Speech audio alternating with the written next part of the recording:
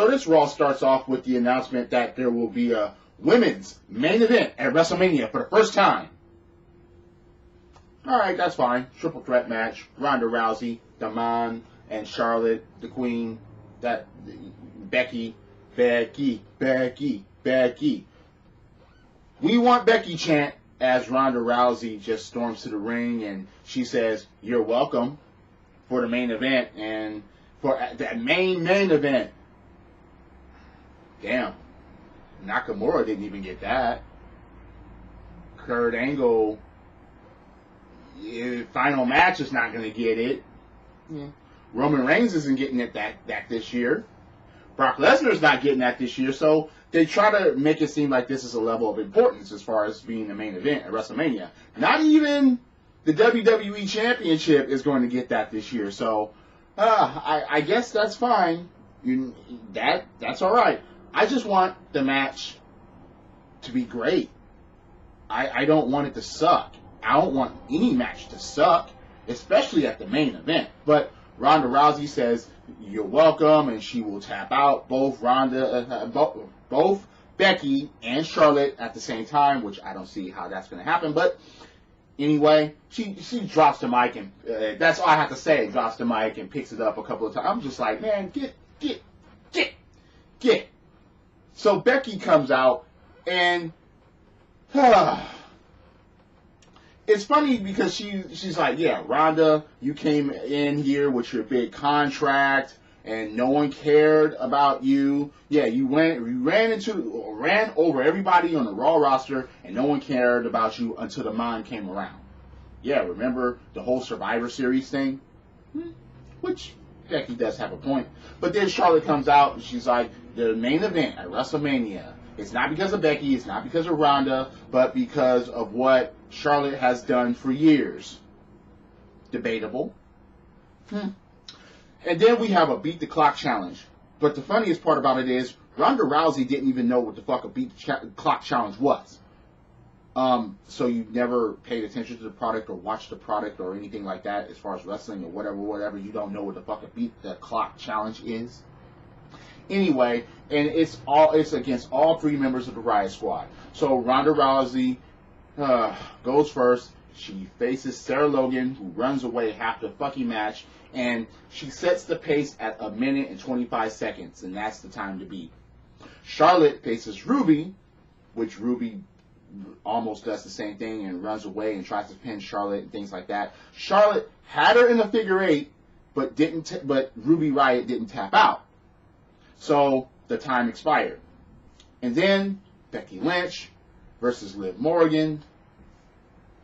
And needless to say that they gave this to Becky Lynch. A roll up, and Liv Morgan gets pinned with 7 seconds left on the clock. And yeah, okay, so she set the pace and she set the tone and she has momentum going into WrestleMania, which is over a week away. And it's like a beat the clock challenge with no real stipulation. Just, I could beat someone faster than you, even though it wasn't the same person. Finn Balor versus Jinder Mahal and Bobby Lashley. And if Finn Balor won, he would get an Intercontinental Championship match at WrestleMania. Well, what else was going to happen here? Bobby Lashley isn't the one that got pinned. It was Jinder Mahal. And after the match, Bobby Lashley gets upset and dumps the Singh brothers like ugly prom dates and spears Jinder. Okay, Finn Balor, quote unquote, earns a title match at WrestleMania. Show up as the Demon at WrestleMania, Finn Balor, please, please. If it's gonna be an extravagant event like WrestleMania, then the Demon should show up because he doesn't really show up. You keep him under wraps until an event like this, especially for the Intercontinental Championship. Elias is at Times Square. He wastes our time. He still gets interrupted at Times Square by someone else playing the guitar. And I'm just like, ugh, God. Ricochet and Aleister Black continue their winning ways, and they beat the Revival. But the Revival are still tag team champions, and they have... The announcer announced that, and still tag team champions, the Revival. So it's like, All right, that's okay. Drew McIntyre comes out and he says he doesn't give a damn if you don't like him, but we will respect him. And he wants an answer from Roman. If he's going to accept his challenge from a couple of weeks ago, is he going to face him at WrestleMania? Come on.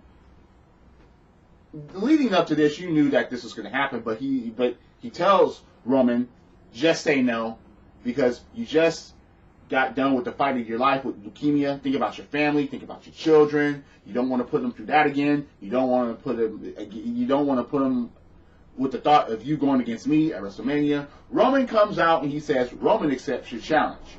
Now, the thing about him saying that was Drew McIntyre was like, I'm not talking to Roman, I'm talking to Joe.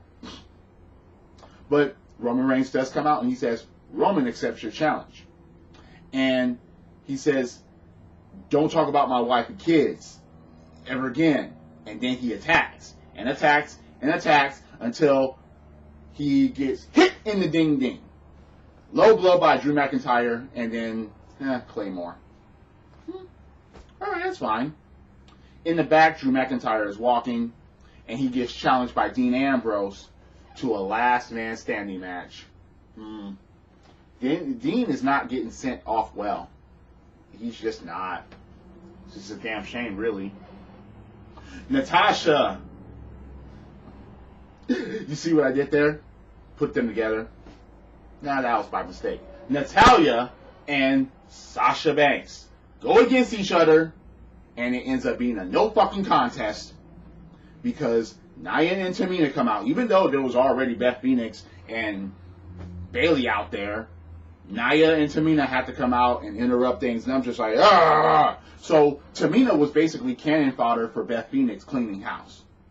Even though Nia did try to get in there and got thwarted, but Tamina got the glam slam. So I guess that's all right. You trying to hype up Beth Phoenix for WrestleMania. But the funniest part about it is one of the women's tag team belts was in the ring, and as Sasha was trying to pull it out, Beth Phoenix steps on it like, hey, what you gonna do? We're right here, we're right in front of you, I'm coming for that. That's basically the gist of that. So, and right after that, of course it was announced earlier on ESPN, earlier in the day, but the Hart Foundation is going into the Hall of Fame. Brett and the Anvil, the Hitman and the Anvil. Only problem with that, and Blaze and Melfunsky agree with me on this. Listen to their podcast, by the way, Blaze and Melfunsky at Spreaker.com. The whole Hart Foundation is not going in. Now, people that know the history already know what I mean about that.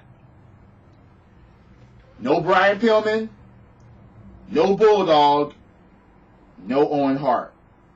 The saddest part is that out of all those Hart Foundation members, Bret Hart is the only one that's still alive. That gets to me a bit. But no, this was the perfect chance to put Owen in without any real big repercussions. Bulldog, if he's not going to, go in as the British Bulldogs, then is that going to happen? Both Davey Boy and Dynamite, since Dynamite's gone, and Brian Pillman. Is he ever going to go in alone? Or is the Hart Foundation going to go in twice? And Bret Hart is going to be a two-time Hall of Famer. Just like Shawn Michaels, just like Booker T, and just like Ric Flair. Hey, Ric Flair can become a three-time Hall of Famer if Evolution goes in. Anyway, Kurt Angle appreciates Samoa Joe coming from SmackDown to Raw in order to wrestle him. And Baron Corbin actually comes to him and he talks shit, talk about you should have retired 10 years ago, you're not the man you used to be, blah, blah, blah.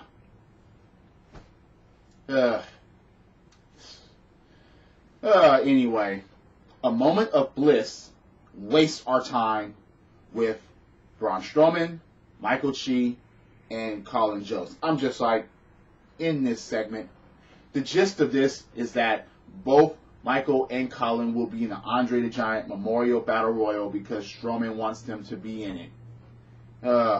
Well, he just wanted Colin to be in it, but if Colin was like, I'm going to be in it, then Michael's got to be in too. And I'm just like, ugh, wow. Neither of them better win that fucking Battle Royal. Neither Michael or Colin, okay? That fucking better not happen. Braun Strowman being in a fucking Battle Royal is insulting because of the year that he had. And now he's getting degraded to the Battle Royal. Baron Corbin beats Apollo Crews, and okay, I told you so. Apollo won last week. Baron Corbin wins this week and gives them an extra end of days just for good measure. Seth Rollins comes out. Now, this gets interesting because he says that there are 2 roads to WrestleMania, and Brock Lesnar doesn't inspire people. He has to beat Brock Lesnar. He has no choice to beat Brock Lesnar because he said he was at a contract signing and he was told to please beat Brock at WrestleMania, please. So he said that he's got an army behind him, the WWE Universe, the army, and they're gonna march in the Suplex City and burn it. Ladies and gentlemen, Paul Heyman comes out. And he said that thank you for letting us know that it's going to be a handicap match, you and the WWE Universe against Brock Lesnar. And then he goes about thoughts and prayers. He speaks about thoughts and prayers and say that Seth Rollins just wants thoughts and prayers and the WWE Universe just wants thoughts and prayers. But Seth Rollins actually catches up with the Walrus as Paul Heyman falls down. No! Please! No! I'm just an advocate! Just an advocate! Help! But Seth Rollins is like, no, you got it all wrong. I'm not gonna thoughts and prayers. I will answer everybody's prayers, and we will burn it down. Kurt Angle versus Samoa Joe. Kurt Angle rolls up Samoa Joe. Kurt Angle beats Samoa Joe in a very slow-paced match. Now, we do understand that, of course, it's going to be a slow-paced match because Angle can't do it like he used to, but it wasn't a bad match. It was just slow and predictable. That's where it led to. So, yeah, it's like, So, Triple H comes out, and according to a letter from Batista, he said that he wants Triple H to put his career on the line. So if Triple H loses, then he no longer wrestles in the ring.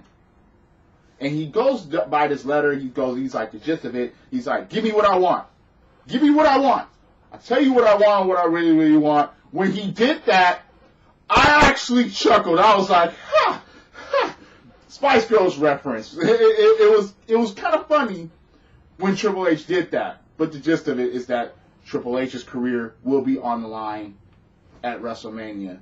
He's like, no, Batista, no, Dave, you're not going to quit this time. You're not going to manipulate this time. Yeah, you want my career on the line? You got it. Speaking of careers on the line, sort of. Drew McIntyre against Dean Ambrose. You know how this is going to go. How is Dean Ambrose going to win? Even Drew McIntyre asks him back, how are you still standing? Period. After what I did to you. And it's like, yeah, alright, okay. Last man standing match.